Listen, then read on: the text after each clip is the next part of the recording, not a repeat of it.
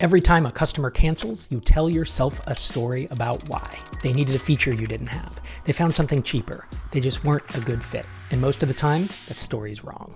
In SaaS, we quantify cancellations with churn rate. It's the percentage of customers or revenue that you lose each month. Even a 5% churn rate can be deadly. It doesn't sound that bad until you do the math and realize that you're replacing half your customer base every single year just to stay flat. Half your marketing isn't growth, it's treading water. And right now, this is playing out at an extreme scale. AI native SaaS companies are churning at 15, 20, even 30% month over month, numbers that make it almost impossible to build a real business. But when I look at why, it's not some new AI-specific problem. It's the same handful of mistakes I've been seeing kill SaaS companies for 20 years. AI just turned up the volume. After investing in more than 230 SaaS companies and building several of my own, there are dozens of reasons I've seen customers leave. Every business is a little different, but today I want to walk you through the biggest buckets I see come up over and over and help you figure out which ones you can actually do something about. The first pattern I see is that customers never had their aha moment. Most people who canceled their subscriptions made that decision in the first 2 weeks. They just didn't tell you for another 3 months. You can see this when your churn is heaviest in the first 30, 60, maybe 90 days, where your retention grid shows this almost universally. You have high churn, and then it frankly levels out. These customers are treating their paid plan as an extended trial. What you have to think about is this concept of onboarding, of getting people onboarded, and the minimum path to awesome. So this is the minimum number of steps, the minimum path within your app for something to click with the person. So as one example, my last SaaS app was called Drip. You can view it at drip.com. We built an internal dashboard tracking users through setup steps as a leading indicator of conversion. And we could track if they'd done one of the steps, 2 of the steps, 3 of the steps, and almost predict whether they were going to churn in the first 30 or 60 days. And there's another version of this missing the aha moment. It's when your marketing promises something that the product doesn't yet deliver. So a customer signs up expecting magic and it really doesn't match. This is rampant, ubiquitous right now with AI products. The demos look incredible, but the day-to-day experience doesn't live up to the pitch. And that gap between expectation and reality is one of the fastest paths to churn. The fix here is onboarding. If you've actually built something that people want once they get onboarded, you need to send emails, you need to have checklists, you can add a customer success manager who is proactively reaching out, in-app chat widgets, tutorials, and for higher price points, you can have a person, a human customer success manager walking them through. But also, honest messaging that sets realistic expectations up front is a really good start towards cutting this type of churn.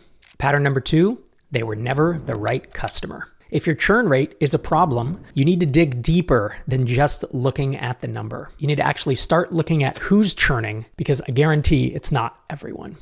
The problem with looking at aggregate churn and expecting that everyone is churning across the board for the same reasons and at the same rate is incorrect. The analogy I like to use is an Amazon review. So if we were to look at an Amazon product that had a 2.5 star average, that could mean everyone voted it 2.5, or it could mean half of the people loved it, half hated it, or were the wrong audience, and it averages out to 2.5 stars. Similarly, if you're looking at aggregate churn, it's muddy, it's cloudy. You can't see through to actually see certain tiers churn a lot higher. So one of the companies in my SaaS accelerator, TinySeed, published an example where they had a $30 a month tier that had 11% churn, and then their $100 a month and up tier had negative 4% churn. So this is a 15% swing in churn between these two plans. It's night and day. This is like growing two completely separate businesses. The idea here is once you can see that different tiers are churning at different rates, you can now make an informed decision of whether you want to get rid of your lowest plan, whether you want to pay more attention to that lowest plan,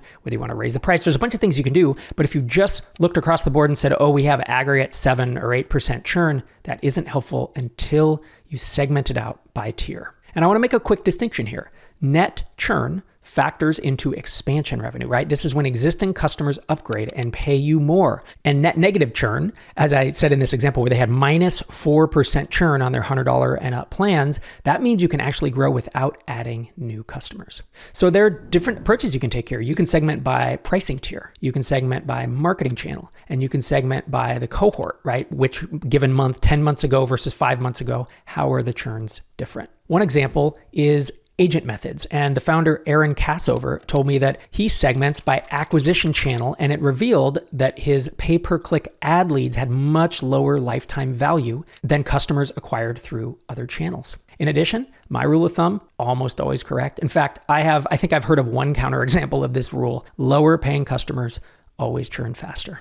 Pattern number 3 is death by 1,000 cuts. Very few people cancel your product because of one bad experience. They cancel because of 50 okay experiences that weren't quite good enough. So what often happens is there's this accumulation of small frustrations. So if your user interface is confusing, your user experience isn't great, you have broken integrations, you have bugs, you have billing surprises, these stack up. None of these would be deal breakers alone, but together they erode trust. And these kinds of small issues are what open the door to competitors. The customer isn't actively shopping, but when they hit a small frustration and they notice that another tool they're already using could handle the job, or a competitor's ad or cold email lands at the right moment, the switching cost suddenly feels worth it. These customers rarely tell you the reason they're leaving. They'll say, we switched to X, when the truth is X just happened to be there when they'd had enough. One way to attack this is to watch engagement trends, not just cancellation reasons. So a customer who used to log in daily and now logs in once a week is quite possibly already halfway out the door. The place I most often see this pattern is with software where there's no technical founder. So a SaaS app is started by someone who hires an agency or a freelancer who doesn't give a crap about the code quality.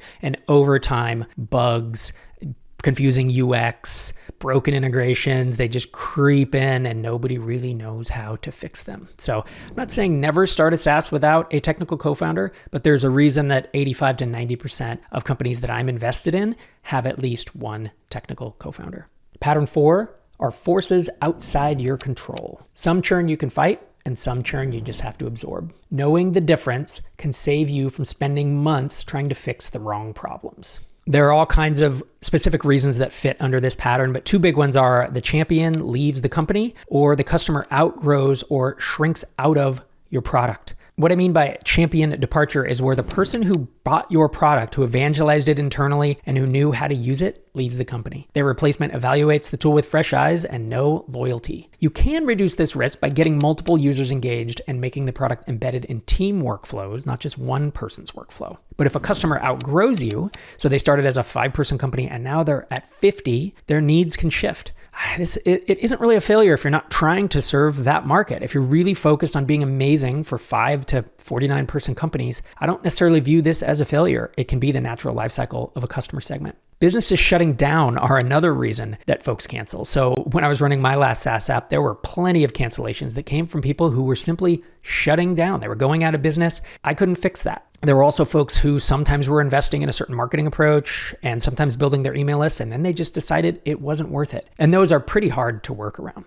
The key with uncontrollable churn is to try to measure it separately. You don't want to let it inflate your churn numbers and distract you from the churn that you can fix. The way that I tried to do this, in addition to having a cancellation reason when people click cancel, is I had a personal note. It was an email that was sent from me as the founder within 10 minutes of someone canceling. It was an automated email. It asked, hey, could you just give me one sentence about why you canceled? I'm really curious. And then we would categorize those responses. In a minute, I want to talk to you about how to make sure you're actually looking at your churn metrics the right way, because most founders aren't. But first, everything I talked about today, segmenting churn, finding your minimum path to awesome, understanding which churn you can fix and which you can't, I write about this kind of stuff every week. You can head to robwalling.com/subscribe to get on my email list. You'll also get a free chapter from the SaaS playbook, which is where a lot of today's video came from. My last point of this video is to make sure you're looking at the right number. So if someone told you that their SaaS had 8% churn, you'd probably say that's a problem. But that single number is almost useless without some context. The first thing is know what stage you're at. So if you're pre-product market fit, the number itself doesn't matter that much. You want to worry about why people are churning and use that to refine your product market fit. After PMF, your churn rate becomes critical because it determines when you'll plateau and feeds directly into your lifetime value or LTV calculation. Another thing to do is don't game your churn. So forcing people to email or call to cancel, moving to annual only. These tactics are good maybe in the long term, although I would say it's a dark pattern to force people to call or email. But these tactics can hide the reason that people are leaving, especially early on. You don't want to mask churn, especially in the early days, because you're masking your lack of product market fit. Another thing to do with churn, as I said, is to segment it. One aggregate number tells you almost nothing. So as I said earlier, you can break it down by pricing tier, marketing channel, and cohort, and know your benchmarks. So once you're measuring correctly, here are some loose rules of thumb. If you have under 3% gross monthly churn for most B2B SaaS, probably doing pretty good. 2% is amazing. Under 1% is what venture scale businesses look for. This is gross churn, not net. 5% can be okay in massive markets with low customer acquisition costs. Can be. But if you're sitting at 5, 6, 7% and you're not driving hundreds and hundreds of trials per month with a credit card up front, you don't have millions of potential users, you have a problem. I saw someone on X Twitter the other day saying that, 10% churn is the new norm. Like that's what apps do these days. And that is completely incorrect. Don't believe that. You want your churn as low as possible. Low single digits is what you're aiming for per month. And in fact, what you really want is net negative churn, where your expansion revenue outweighs your gross churn. And lastly, you want to ask people directly. So as I mentioned in my last SaaS app, every customer who canceled got a personal email from me within a few minutes, and the responses will tell you more than any dashboard. If churn is on your mind, there's a good chance you're somewhere in the messy middle of finding product market fit, and that's where most of these problems either get solved or get worse. In this next video, I break down the 5 phases of product market fit so you can figure out exactly where you are and what to focus on next. If you found this video helpful, please give it a like and subscribe. Thanks for watching. I'll see you next time.